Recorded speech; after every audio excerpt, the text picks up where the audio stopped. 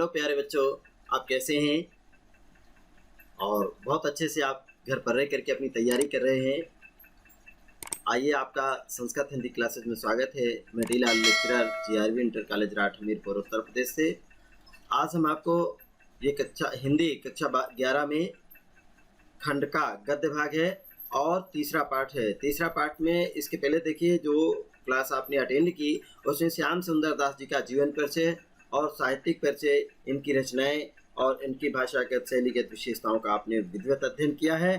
तो आज हम सभी लोग मिलकर के भारतीय साहित्य की विशेषताएं, पंडित श्याम सुंदर दास जी ने जो आपके लिए लिखा भारतीय साहित्य की विशेषताएं, बहुत सुंदर पाठ है। और भारतीय साहित्य की क्या विशेषताएं हैं इसका हम आप लोग मनन करेंगे, चिंतन करेंगे और इस पर ही अध्ययन करेंगे। बहुत सुंदर पाठ है। आइए पूर्व से हर्षोल्लास के साथ, हंसी खुशी के साथ, प्रसन्नता के साथ जुड़ें और इसका हम आप लोग अध्ययन करते हैं। चलिए शुरू करते हैं फिर आज की क्लास में। और पहले आप बोलें, उच्चारण करें, ओम सहनावतु सहनौ भुनक्तु सवीर्यं करवावहै तेजस्विनावधीतमस्तु माम विद्विषावहै। तो इसी के साथ हम आप लोग अध्यापन में एक दूसरे से किसी प्रकार का बैर भाव न रखें और आइए जुड़ते हैं। भारतीय साहित्य की विशेषताएं, इस पाठ के बारे में आपको बहुत अच्छे से मनन करना है क्योंकि बहुत ही अच्छा पाठ है और इसमें आपको भारतीय साहित्य में उसकी क्या क्या विशेषताएं हैं, कैसे कैसे लोग रचना करते हैं, इसका आप बहुत ध्यान से अध्ययन करेंगे। आइए शुरू करते हैं। चलिए देखिए, पहले पाठ है, इसको पहले एक बार पढ़ना पड़ेगा और पढ़ने के साथ साथ जो कठिन शब्द हैं उनके हम आप लोग को व्याख्या भी करते चलेंगे, बताते चलेंगे। संक्षेप में समस्त भारतीय साहित्य की सबसे बड़ी विशेषता, अब देखिए समस्त भारत का जो साहित्य है इसकी सबसे बड़ी विशेषता क्या है इसको आप जानें। उसके मूल में स्थित समन्वय की भावना है। किसकी भावना है? समन्वय। समन्वय माने होता है सभी को मिला लेना और उसमें सब समाहित करने की भावना है। तो आपस में देखिएगा, हिंदी भाषा में अंग्रेजी भाषा के भी शब्द हैं, उर्दू के भी हैं, फारसी के भी हैं और बंगला के भी हैं और विदेशी शब्दों को भी हिंदी भाषा ने अपने आप में आत्मसात किया है। इसीलिए इसको समन्वय की भावना से ओतप्रोत है और उसकी ये विशेषता इतनी प्रमुख तथा मार्मिक है, ये विशेषता बहुत ही प्रमुख है कि केवल इसी के बल पर संसार के अन्य सभी साहित्यों के सामने वह अपनी मौलिकता की पताका फहरा सकता है। क्यों? क्योंकि उसमें समन्वय की भावना है। इसी के बल पर ही, यही इसी के एक सूत्र के बल पर पूरे संसार की, इस संसार भर की जितने भी साहित्य हैं, जितने अन्य भाषाओं में लिखे गए जो साहित्य हैं, वो अपनी मौलिकता अर्थात जो उसके मूल तत्व हैं उन तत्वों को वो स्थापित करने में और सब जगह अपनी बात रखने में सामर्थ्यवान रही है ये हिंदी भाषा और साहित्य, और अपने स्वतंत्र अस्तित्व की सार्थकता प्रमाणित कर सकता है। ये भारतीय साहित्य की विशेषता रही है कि ये समन्वय की भावना अपनाने के कारण ही संसार के सभी साहित्यों को वो सभी के सामने अपनी मौलिकता को स्पष्ट करने तथा अपने स्वतंत्र अस्तित्व को सार्थकता प्रमाणित करने में सिद्ध करता है और तो प्रमाणित कर सकता है, सिद्ध कर सकता है। जिस प्रकार धार्मिक क्षेत्र में भारत के ज्ञान, भक्ति तथा कर्म की समन्वय की प्रसिद्धि हुई है। अब देखिएगा, धार्मिक क्षेत्रों में जिस प्रकार धार्मिक क्षेत्र में भारत के ज्ञान, भक्ति तथा कर्म के समन्वय की प्रसिद्धि हुई है अर्थात सब जगह प्रतिष्ठा है, सम्मान है, उसी प्रकार से तथा देखिएगा दूसरा उदाहरण, पहला आप देखिएगा भारत में आपको बताया कि धार्मिक क्षेत्र में भी, धर्म में भी आप देखे होंगे कि सभी यहाँ पर रहने वाले हिंदू, मुस्लिम, सिख, ईसाई, पारसी, जैन सभी लोग आपस में मिल करके एक दूसरे के त्योहार, श्रद्धा, भक्ति और एक दूसरे के धर्म का सम्मान करना, यही उनकी समन्वय की प्रसिद्धि रही है। और जिस प्रकार से वर्ण आश्रम चातुष्टय निरूपण, और यहाँ पर देखिएगा वर्ण आश्रम की व्यवस्था है भारत देश में, वर्ण आश्रम की व्यवस्था, वर्ण और आश्रम चातुष्टय के निरूपण, चातुष्टय माने 4 प्रकार के आश्रम होते हैं, इसके निरूपण में अर्थात इसके बनाने में, निरूपण के द्वारा इस देश में सामाजिक समन्वय का सफल प्रयास हुआ है। ठीक उसी प्रकार के साहित्य तथा अन्य अन्य कलाओं में भी भारतीय प्रवृत्ति समन्वय की ओर रही है। अर्थात यहाँ पर आपने देखा कि किस प्रकार से समन्वय की भावना से ओतप्रोत है। और यहाँ के साहित्य समन्वय से हमारा तात्पर्य साहित्य में प्रदर्शित सुख दुख, उत्थान पतन, हर्ष विषाद आदि विरोधी तथा विपरीत भावों के समीकरण तथा एक अलौकिक आनंद में उनके विलीन होने से है। यहाँ पर आपने देखा कि समन्वय से क्या तात्पर्य है। समन्वय से तात्पर्य ये है कि यहाँ के साहित्य में सुख दुख है, उत्थान पतन है, हर्ष विषाद है आदि जो विरोधी तत्व हैं, उन विरोधी बातों को भी, भावों को के समीकरण भी तथा एक अलौकिक आनंद में उनकी विलीन होने से है, साहित्य से। तो ये समन्वय का क्या तात्पर्य है, इसको भी आपको ध्यान में रखेंगे और आपको प्रश्न पूछा जाएगा तो आप बता सकें इसको। साहित्य के किसी अंग को लेकर के देखिए, साहित्य के किसी भी अंग को लेकर के देखिए, सर्वत्र यही समन्वय दिखाई देगा।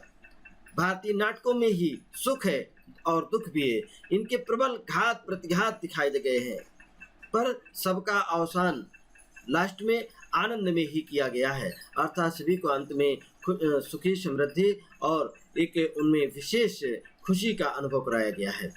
इसका प्रधान कारण यह है कि भारतीयों का ध्येय सदा से जीवन का आदर्श स्वरूप उपस्थित करके उसके उत्कर्ष को बढ़ाने और उसे उन्नत बनाने का रहा है। वर्तमान स्थिति से उसका इतना संबंध नहीं है जितना भविष्य की संभाव्य उन्नति से है। अब देखिएगा, वर्तमान में आपका क्या संबंध है? वर्तमान की स्थिति से उसका इतना संबंध नहीं है जितना भविष्य की संभाव्य उन्नति से है।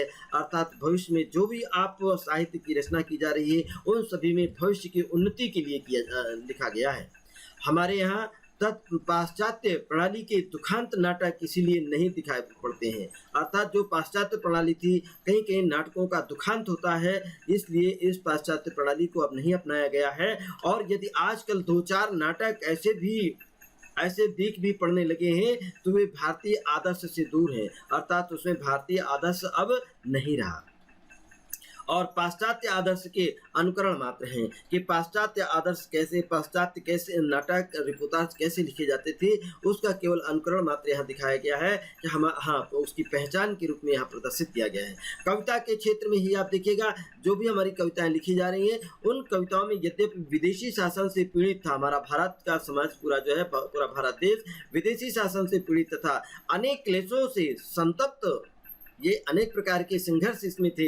भारत का भावों का भी देश रहा। यहाँ चूंकि गुलाम होने के कारण यहाँ की धरोहर को नष्ट किया गया है तथा अनेक क्लेशों से संतप्त हमारा देश निराशा की चरम सीमा तक पहुंच चुका था और उसके सभी आलंबों, देखिए उसके सभी अवलंबों की इतिश्री हो चुकी थी। ये अवलंब माने होता है सहारा। अवलंबन माने क्या होता है? सहारा। अर्थात उनके जो जिसके माध्यम से वो उन्नति करता था, उन सभी की इतिश्री एक तरीके से हो चुकी थी। फिर भी भारतीयता के सच्चे प्रतिनिधि तत्कालीन महाकवि गोस्वामी तुलसीदास, अब देखिएगा भारतीयता के एक नए कवि के रूप में के 16वीं सदी में आए गोस्वामी तुलसीदास अपने विकार रहित हृदय, अर्थात ये दिखा दिया कि तुलसीदास जी के हृदय में किसी प्रकार का विकार अर्थात कलुषित भावना उनकी नहीं थी और हृदय में समस्त जाति के प्रति आश्वासन दिया उन्होंने। अर्थात सभी को आगे बढ़ने का, सभी को उन्नति करने का अवसर और सभी के प्रति संभाव प्रदर्शित किया है। गोस्वामी तुलसीदास जी ने कैसा भाव प्रदर्शित किया है, आइए देखते हैं। भरे भाग अनुराग लोग, कहीं राम अवध चितवन चितई हैं। ये छंद लिखा उन्होंने। भरे भाग अनुराग लोग, कहीं राम अवध चितवन चितई हैं। सानंद सुन विनती हेरि हंसी, करुणा वारी भूमि विजयी हैं। राम राज भयो काज सगुन शुभ, राजा राम जगत विजयी है। समरथ बड़ो सुजान, सुसाहब सुकृत सेन, हारत जितई है। तो इसमें किस प्रकार से भारतीय साहित्य की विशेषताओं का वर्णन करते हुए पंडित श्याम सुंदर दास जी ने तुलसीदास जी के भावों को यहाँ पर व्यक्त किया है श्री राम के प्रति, कि कैसे उनके अंदर भाव थे और कैसे वो राम राज्य के लिए यहाँ स्थापना करना चाहते थे। और आनंद की कितनी महान भावना है यहाँ पर दिया कि आनंद की कितनी महान भावना है। चित्त की किसी अनुभूति, देखिएगा इसी का व्याख्या के रूप में याद है, चित्त अर्थात मन की किसी अनुभूत आनंद की कल्पना में मानो वो नाच उठता है। हिंदी साहित्य के विकास का समस्त युग विदेशी तथा विजातीय शासन का युग था, परंतु फिर भी साहित्यिक समन्वय का भी निरादर नहीं हुआ। और आधुनिक युग के हिंदी कवियों में, आधुनिक युग के जो कवि हैं, आधुनिक हिंदी के कवियों में यद्यपि पाश्चात्य आदर्शों की छाप पड़ने लगी है। किसकी? पाश्चात्य मतलब पुराने आदर्शों की छाप पड़ने लगी है। वो पुराने साहित्यों का अनुकरण करते रहे और लक्षणों को देखते हुए इस छाप के अधिकाधिक गहरी हो जाने की संभावना हो रही है। यह तथापि जातीय साहित्य की धारा अक्षुण्ण रखने वाले कुछ कवि अब भी वर्तमान में हैं, अर्थात अब भी कुछ हमारे कवि ऐसे हैं जो जातीय साहित्य की धारा से एक अक्षुण्ण मतलब एक अलौकिक अर्थात तो उसे अछूते रखने वाले कुछ कवि ऐसे हैं जो उससे हट करके भी रचनाएं प्रदर्शित की हैं। यदि हम थोड़ा सा विचार करें तो उपर्युक्त साहित्य समन्वयवाद का रहस्य हमारी समझ में आ सकता है कि साहित्यिक का समन्वयवाद क्या है। जब तक हम थोड़ी देर के लिए साहित्य को छोड़ करके भारतीय कलाओं का विश्लेषण करते हैं, किसका? भारतीय कलाओं का, अर्थात भारतीय कलाओं का जब हम विश्लेषण करते हैं तब उनमें भी साहित्य की भांति और समन्वय की छाप दिखलाई पड़ती है। सारनाथ की बुद्ध प्रतिमा को ले लीजिएगा। भगवान की मूर्ति उस समय की है जब वे 6 महीने की कठिन साधना के उपरांत अस्थि पंजर मात्र ही उनके शरीर में रह गए होंगे, पर मूर्ति में कहीं कृष्णता का पता नहीं है, अर्थात कमजोरी का कहीं उसमें दिखलाई नहीं पड़ती है। उसके चारों ओर एक स्वर्गीय आभा नृत्य करती है। यहाँ पर देखिए वर्णनात्मक किया है और महात्मा बुद्ध की मूर्ति का सुंदर चित्रण करते हुए पंडित श्याम सुंदर दास जी क्या कहते हैं, आइए इसका दर्शन करते हैं। इस प्रकार साहित्य में भी तथा कला में भी, आप देखिए साहित्य में भी कला में भी एक प्रकार का आदर्शात्मक साम्य देख करके उसका रहस्य जानने की इच्छा और प्रबल होती है कि वास्तव में है क्या और इसके रहस्य क्या है। उस रहस्य को जानने की आपके अंदर एक प्रबल भावना जागृत होती है। हमारे दर्शन शास्त्र हमारी जिज्ञासा का समाधान कर देते हैं। कौन करते हैं? दर्शन शास्त्र क्या करते हैं? हमारी जिज्ञासा का समाधान कर देते हैं। हमारे प्रश्नों के हमारे प्रश्न के उत्तर जानने की जो जिज्ञासा ललक है उसको धर्मशास्त्र जो दर्शन शास्त्र है हमारे उन प्रश्नों के उत्तरों का समाधान करते हैं, उत्तर देते हैं। भारतीय दर्शनों के अनुसार परमात्मा का जीवात्मा में कुछ भी अंतर नहीं है। अब परमात्मा और जीवात्मा, भारतीय दर्शन क्या कहता है कि जीवात्मा और आत्मा जो है परमात्मा का ही एक अंश है और इन दोनों में कोई खास अंतर नहीं है। भारतीय दर्शन ये आपको बताता है, ये सिद्ध करता है कि परमात्मा तथा जीवात्मा में कुछ भी अंतर नहीं है, दोनों एक ही हैं, दोनों सत्य हैं। दोनों क्या है? दोनों एक हैं। ये आत्मा और परमात्मा दोनों एक हैं और दोनों सत्य हैं, चेतन है, आनंद स्वरूप हैं। तो आत्मा का स्वरूप परमात्मा का स्वरूप कैसा है, इसको यदि आप पूछा जाता है तो आप यही बताएंगे कि दोनों में कोई अंतर नहीं है, दोनों एक ही हैं, दोनों में सत्य है, दोनों सत्य हैं, चैतन्य है, आनंद स्वरूप हैं और आनंद में परमात्मा में लीन होता है। ये जीव आनंद में परमात्मा में ही लीन होता है, अर्थात आनंद में परमात्मा में ही लीन होता है। जो आनंद है, खुशी है, वो सभी परमात्मा में ही लीन होता है। आनंद में विलीन हो जाना ही मानव जीवन का परम उद्देश्य है। अब आपसे यदि पूछा जाए कि मानव जीवन का परम उद्देश्य क्या है तो आप क्या बताएंगे? आनंद में विलीन होना ही। स्पष्ट किया गया ना, आनंद में विलीन होना ही मानव जीवन का परम उद्देश्य है। अगर आपसे पूछा जाए कि आपका परम उद्देश्य क्या है तो आप प्राचीन साहित्यों के अनुसार, भारतीय साहित्य की विशेषताओं के अनुसार आप सिद्ध कर सकते हैं कि आनंद में लीन होना ही मानव जीवन का परम उद्देश्य है। यही सबसे बड़ा उनका उद्देश्य है। जब हम इस दार्शनिक सिद्धांत का ध्यान रखते हुए जो उपर्युक्त जो समन्वय पर विचार करते हैं तब सारा रहस्य हमारी समझ में आ जाता है और इस विषय में और कुछ कहने सुनने की आवश्यकता नहीं रह जाती है। समझ रहे हैं ना। इसलिए समन्वय का क्या है और समन्वय का उद्देश्य क्या है, समन्वय के अर्थ और इनकी परिभाषाओं को जानने के लिए स्पष्ट हो जाता है कि पहले सारा रहस्य हमारी समझ में कब आ जाएगा, जब ये समन्वय पर अर्थात इस दार्शनिक सिद्धांत को जानना है। आइए आगे देखते हैं। भारतीय साहित्य की दूसरी सबसे बड़ी विशेषता, देखिए पहली सबसे बड़ी विशेषता थी कि भारतीय साहित्य में समन्वय की भावना है। दूसरा साहित्य की सबसे बड़ी विशेषता है कि धार्मिक भावों की प्रचुरता है, अर्थात उसमें धार्मिक भावनाएं पर्याप्त मात्रा में है और हमारे यहाँ धर्म की बड़ी व्यापक व्यवस्था है की गई है और जीवन के अनेक क्षेत्रों में उसको स्थान दिया गया है। अर्थात धर्म से ही आपको कर्म को जोड़ा गया है, कैसे कैसे हमें कर्म करना चाहिए, धर्म से ही आपको शिक्षा दी गई, धर्म के माध्यम से आपको आगे बढ़ने का अवसर दिया गया है। धर्म में धारण करने की शक्ति होती है, इसीलिए कहा गया सर्वधारती सधर्मा, जिसको सभी लोग धारण करते हैं, अर्थात धर्म में सभी को धारण करने की क्षमता है, इसी को हम धर्म कहते हैं। धर्म में क्या करने की शक्ति है, धारण करने की शक्ति है। अतः केवल आध्यात्म पक्ष में ही नहीं, अलौकिक आचार विचार तथा राजनीतिक तक में उसका नियंत्रण स्वीकार किया गया है, अर्थात धर्म के माध्यम से ही राजनीतिक तक का जो नियंत्रण किया गया है। मनुष्य के वैयक्तिक तथा सामाजिक जीवन को ध्यान में रखते हुए भी, अब देखिए व्यक्तिगत जीवन और मनुष्य के सामाजिक जीवन को भी ध्यान में रखते हुए अनेक सामान्य तथा विशेष धर्मों का निर्माण किया गया, विशेष धर्मों का निरूपण किया गया है, बनाए गए हैं। और वेदों के एकेश्वरवाद, अर्थात वेदों ने सिद्ध किया कि ईश्वर एक है, उस एकेश्वरवाद, उपनिषदों के ब्रह्मवाद और उपनिषदों में ब्रह्म का तथा पुराणों में के अवतारवाद, पुराणों में अवतारवाद दिया गया है, बहुदेहवाद भी दिया गया है कि प्रतिष्ठा जन जन में समाहित हुई है, अर्थात जन समाज में हुई है और उसी के अनुसार हमारा धार्मिक दृष्टिकोण भी आध्यात्म अधिकाधिक विस्तृत तथा व्यापक हो गया है। अर्थात हमारा धार्मिक क्षेत्र दृष्टिकोण कैसा है, वो अधिक से अधिक विस्तृत तथा व्यापक है। हमारे साहित्य पर धर्म की इस अतिशयता मतलब अधिकता के कारण हमारे साहित्य पर धर्म की इस अतिशयता का प्रभाव दो रूपों में, प्रधान रूपों में पड़ा है। जैसे आध्यात्मिकता की अधिकता होने के कारण हमारे साहित्य में एक ओर तो पवित्र भावनाओं, हमारे जो साहित्य है उनमें एक ओर तो पवित्र भावनाओं और दूसरी और जीवन संबंधी गहन तथा गंभीर विचारों की प्रचुरता हुई है और दूसरी ओर असाधारण लौकिक भावों तथा विचारों का भी विस्तार अधिक नहीं हुआ है।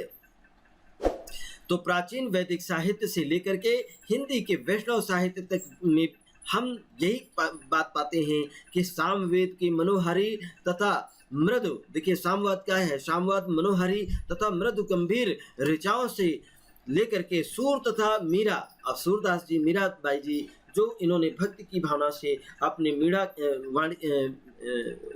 के माध्यम से इन्होंने जो गीत संगीत प्रस्तुत किए हैं, अपने भावों को पिरोया है, आदि की सरस रचनाओं, ये कैसी रचना है उनकी, रस से परिपूर्ण ऐसी रचनाओं तक में सर्वत्र परोक्ष भावों की अधिकता तथा लौकिक विचारों की न्यूनता देखने में आई है।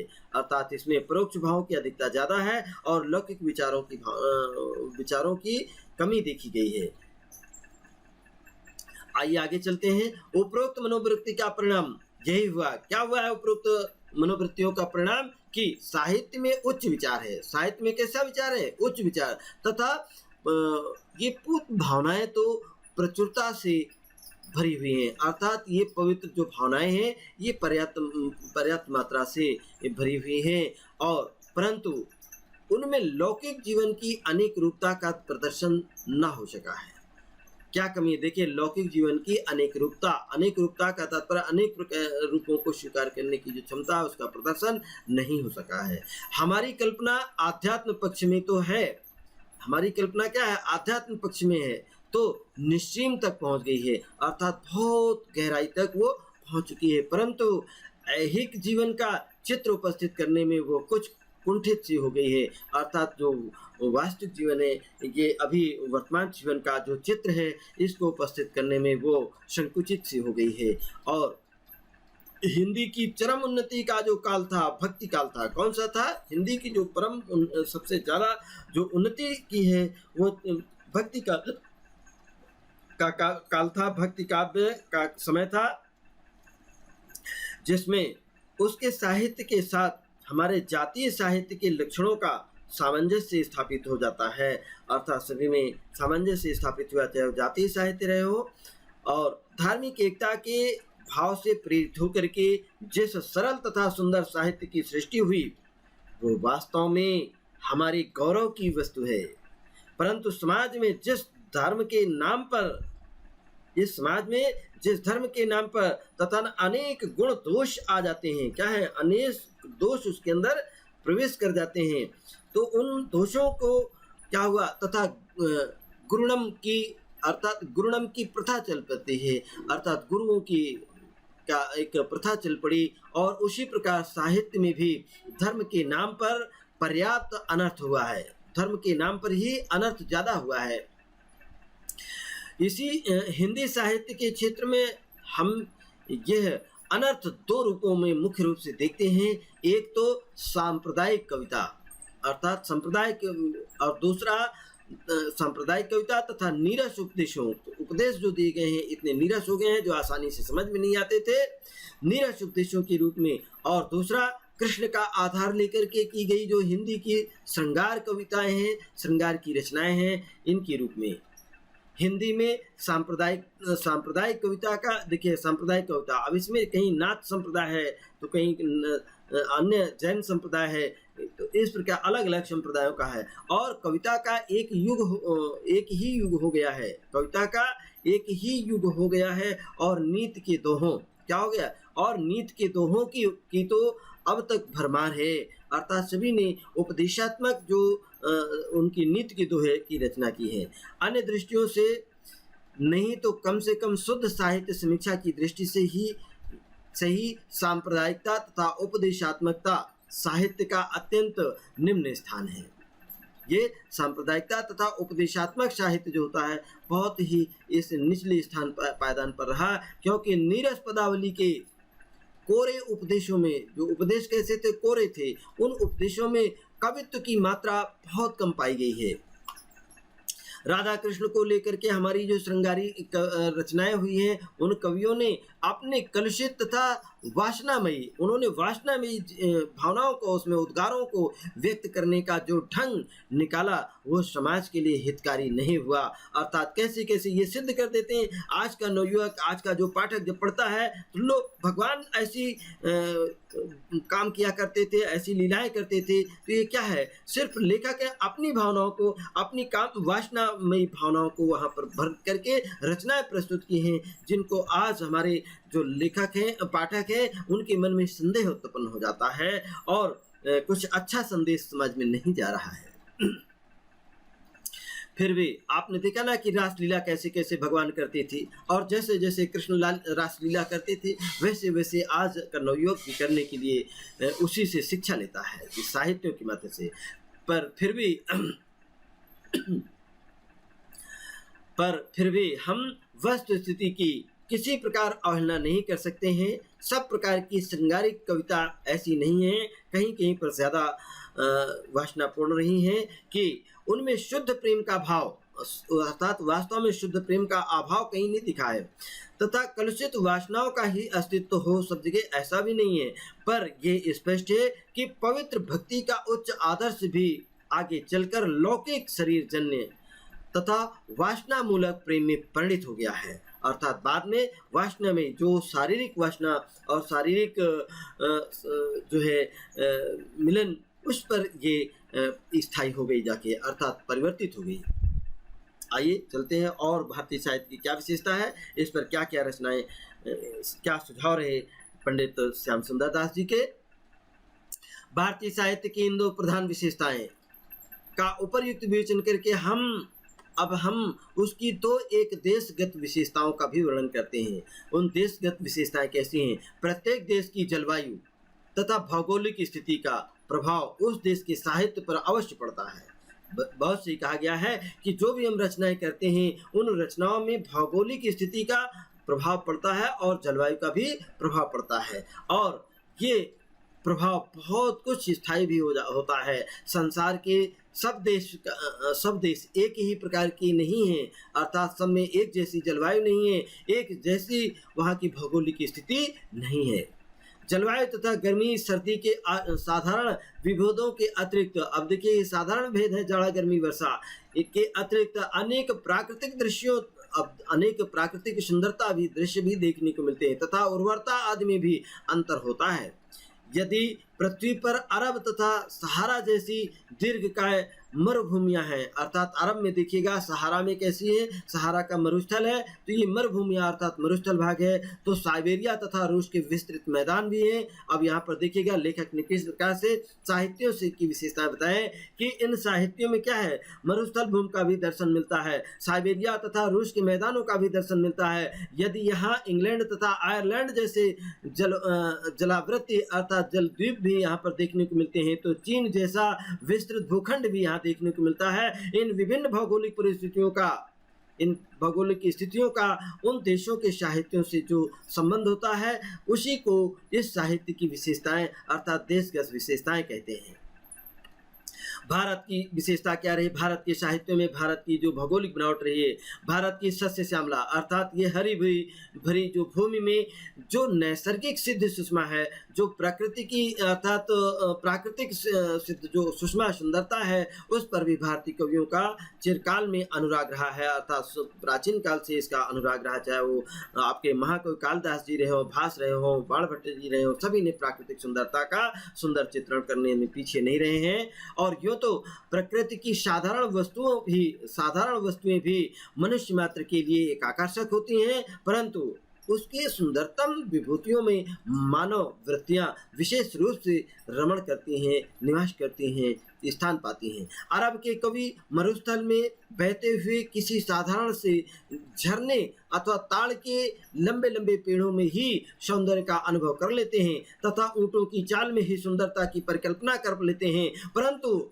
जिन्होंने भारत की हिम से आच्छादित जो शैलमालाएं हैं तथा संध्या की सुनहली किरणों की सुषमा जब दिखी है, अथवा उन्हें जिन्होंने घनी अमराइयों की छाया में कल कल ध्वनि से बहती हुई निर्झरणी अर्थात नदियों, झरनों तथा उसकी समीपवर्ती लताओं की वसंत श्री को देखा है। बसंत के समय जब यहाँ पर फल फूलों से लदी हुई इन लताओं को देखने का अवसर मिला है, साथ ही जो यहाँ के विशालकाय हाथियों की मतवाली चाल को देख चुके हैं, उन्हें अरब की जो उपरयुक्त सौंदर्य है, वो ऊँट की चाल और उनकी रुंझन वो उन्हें अच्छी नहीं लगती है, उल्टे उसमें निरस्ता, शुष्कता और भद्दापन ही मिलता है।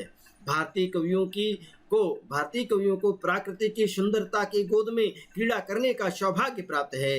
वे हरे भरे उपवनों तथा सुंदर जलाशयों के तटों पर विचरण करते हुए तथा प्रकृति के नाना मनोहरी अर्थात मन को मोहित करने वाले विभिन्न रूपों के परिचय मिलते हैं, उनसे परिचित होते हैं। यही कारण है कि भारतीय कवि प्रकृति के संश्लिष्ट तथा सजीव चित्र जितनी मार्मिकता, उत्तमता के साथ और अधिकता से अंकित कर सके हैं, उतना तथा उपमा उत्प्रेक्षाओं की जैसी सुंदर उदाहरण और अलंकारों का प्रयोग यहाँ पर किया गया है, यहाँ के साहित्यों में किया गया है। सुंदर वस्तुओं का उपयोग करते हैं, वैसे रूखे सूखे देश के निवासी कवि नहीं कर सकते हैं। भारत की भूमि की ही यही विशेषता है कि यहाँ के कवियों का प्राकृतिक वर्णन तथा तत्संभव सौंदर्य ज्ञान उच्च कोटि का होता है।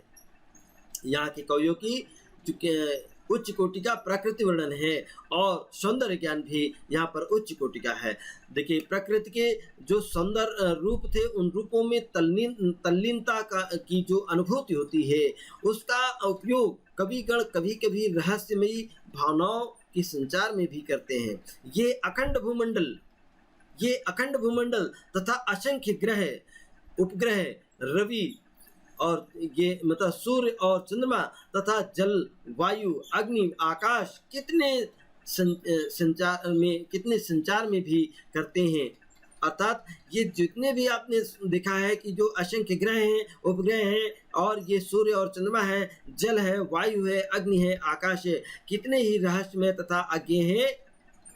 इनके श्रेष्ठ संचालन आदि के संबंध में दार्शनिकों तथा वैज्ञानिकों ने जिन तत्वों का निरूपण किया है, वे ज्ञान गम्य हैं अर्थात ज्ञान से परिपूर्ण हैं, अथवा बुद्धिगम्य होने के कारण नीरस तथा शुष्क हैं।